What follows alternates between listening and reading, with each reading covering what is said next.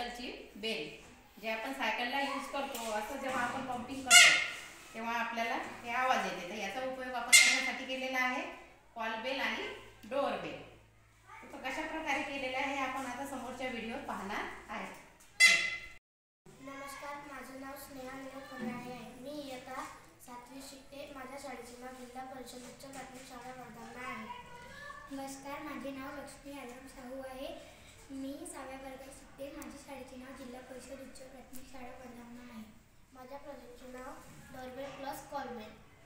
हा डोरबेल आणि कॉलबेल आहे. आम्हाला हे बनवण्यासाठी जास्त साहित्य लागले नाही. उपलब्ध असलेले साहित्य वापरले आहे. हे माझ्या गार्डनमधला पाईप, आणखी माझ्या सायकलचं एक पंप. आम्ही हे दोघांना जोडून डोरबेल आणि कॉलबेल बनवली आहे. हे आता कॉलबेल आहे. जर आपले सरांना काही चपरासीला बोलवायचे असेल तर सर असे वाजवतील. मग बाहेर चपरासी असते तर आवाज जाते. मग चपरासीला समजून जाते की सर बोलवत आहे म्हणून. याला म्हणतात कॉलबेल. जर याला घरी लावायचं असेल तर याला बाहेर आणि त्याला आतमध्ये ठेवावं लागते. जर बाहेर कोणी आला तर त्याला असं वाजवून मग अंदरच्या लोकांना माहीत चालते की कोणीतरी आला आहे म्हणून. यालाच म्हणतात डोरबेल.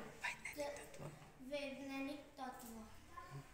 हवेचा दाब निर्माण होऊन शिट्टीतील आवाज निर्माण होऊन मानवासाठी याला उपयोगी करतात.